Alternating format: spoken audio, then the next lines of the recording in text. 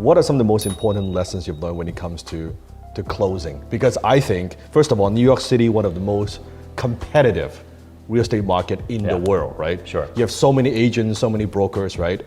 And with you, one of the greatest closers in New York City. Yeah. Like, what are some of the things you've learned when it comes to sales? From like not good at sales, like a sales amateur to now, right, a master. Yeah, I would say the biggest tip that I can give to anybody, and it's a question that gets asked to me all the time because people have a hard time with it. Like, how do I close? How do I close? How do I close?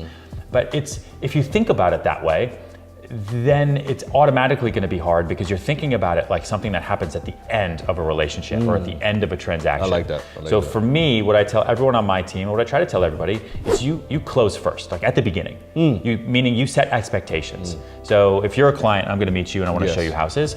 I don't just skirt around the issue, kind of talk about things, go show you houses for 2 months and then try to figure out how I'm going to talk to you about making offers and doing that, because you've now just set expectations this entire time for 2 months that you're just going to go see houses. And then of course it's going to be weird to try to quote unquote close. Wait till the end. Right, to wait to the end. So if you start the expectations early, right, which is the best part about sales compared to like dating, right? But in sales, you can start the expectation early. It's like, okay, I am the greatest real estate agent in the history of the world, right? I sell more than anybody else. This is how this process works, just so you're aware. Let's eliminate a lot of options. Let's narrow down the 10 best options for you to buy now. We're gonna go see them over the next couple days, and then we're gonna figure out which 3 we like the most and which one we're gonna make offers on. Sound good? Nothing is final, nothing's forever. Like, that's the way this process works.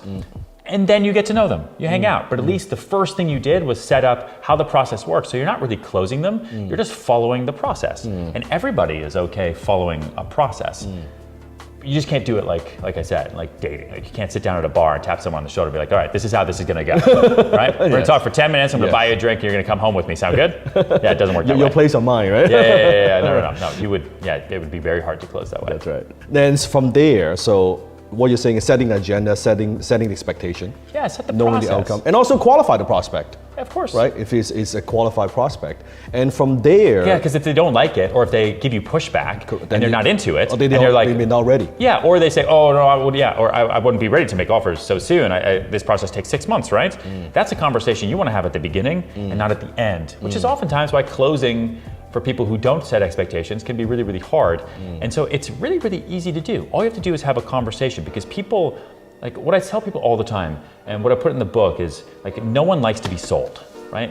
And another way to say that is no one likes to be closed. That's correct. So no one likes to be sold. They want to make decisions. But people love shopping with their friends. Correct. Like, how often, like, there's malls everywhere, retail, everything. Like, people love shopping. It makes them feel good. And they like doing it with their friends. Yes. So if you can make every client at least a short-term friend, and then instead of closing them, you set those expectations so they understand the process of the relationship at the beginning, then it's just following doctor's orders. That's it. And you just bring your expertise in helping them solving a problem, right? Yeah, and you also, for what it's worth, and sometimes I lose clients this way in the beginning, and it's totally fine with me because they're clients that would not be closable. They're not serious anyway. Yeah, is you kind of lay down the law a little bit. Like, if you want to work with me, let's do it. I'm going to find you the best deal possible. I'm the best person to work with, and this is how this process works. Like, if you want to shop for a home, you're going to buy one with me. If you don't want to buy one, then you probably shouldn't shop. I can introduce you to another broker. In New York City, there are 80,000 real estate agents. Oh, wow. I'll introduce you to another one who is dead broke and really, really excited to show you nice property. Like, go for it. If you want to be a tour, if you want someone to like be a tour guide for you. But that's not me. Got it.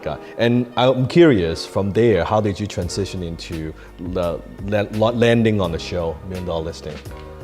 Oh man, like you know how they say luck is when opportunity meets preparation? Yes. Like, I 100% believe in that. Like, I'm incredibly lucky to have gotten onto $1 Million Listing. It really was a shotgun to my career. What was life like before the show, or life like after the show? It's hard to say, because I don't really remember real estate so much before the show. Like, it was because I got into the business at the end of 2008.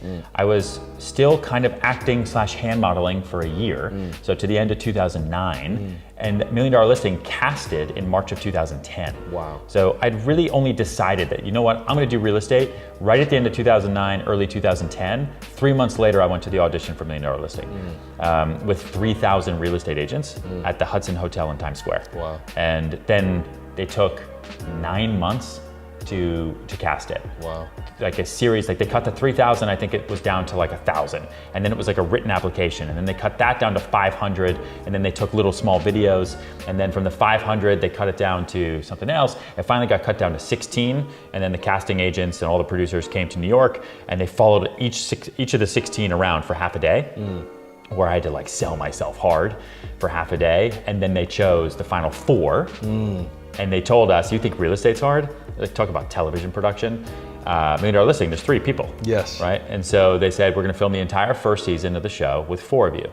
Oh, 1 would not be used. 1 we will cut. Oh, wow. So make sure you bring your A game. Wow. So like I lost 20 pounds from stress. Like my boss was all over me. And they would come to me and they'd say, Ryan, this is a really cool property. Frederick is filming with us later for something that's $20 million more and he's got a Kardashian. But it's okay, do this. I'm sure you'll make the show. And I'm like, oh my God. Thank you for the confidence booster, right? Exactly. Thank you so much. But listen, it worked, right? Because I would do my thing and then afterwards I'd be making phone calls. Because I didn't want to get fired. I didn't want to get cut from a real estate reality show. And at the end, then then I made it. That's kind of how that And started. from there, what happened to your career? Honestly, not as much as you would think. Really? It's not like an overnight thing. I mean, listen, $1 Million Listing happened for me because in my opinion, for me, right, like Frederick and Michael Lorber were already in the business for a long time.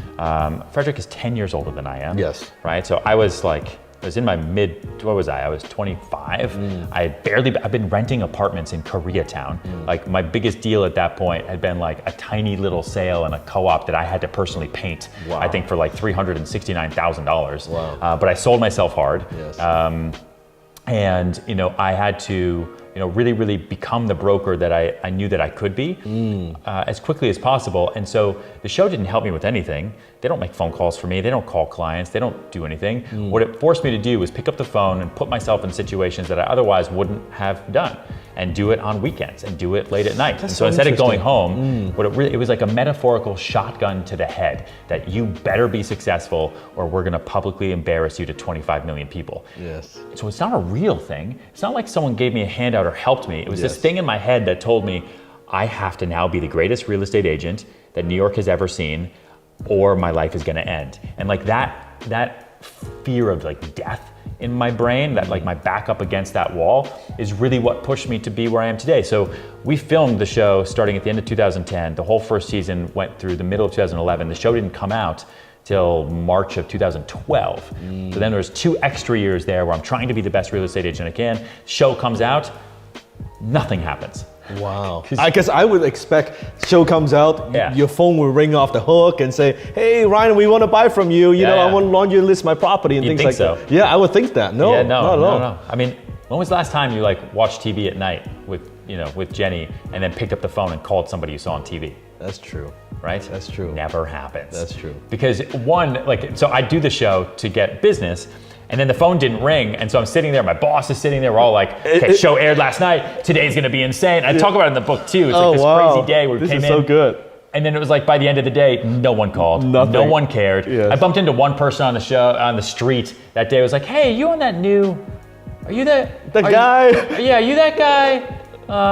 Yeah, you're kind of funny. And then walked away and I was like, oh, great. Wow, this is awesome. So really it was a matter of me going around and telling everybody, like being a shameless self-promoter, because if no one promotes myself, then no one's gonna know about me, so I have to scream it from a mountaintop, right? So all of my successes, for better and for worse, kind of everything that I've ever done, I have to put it out there myself so that people know about it. That's what YouTube is for. Like, you know this better than anybody else, right? That's social media, that's email, that's direct mail, that's using the phones, that's talking to people on the street, and kind of being your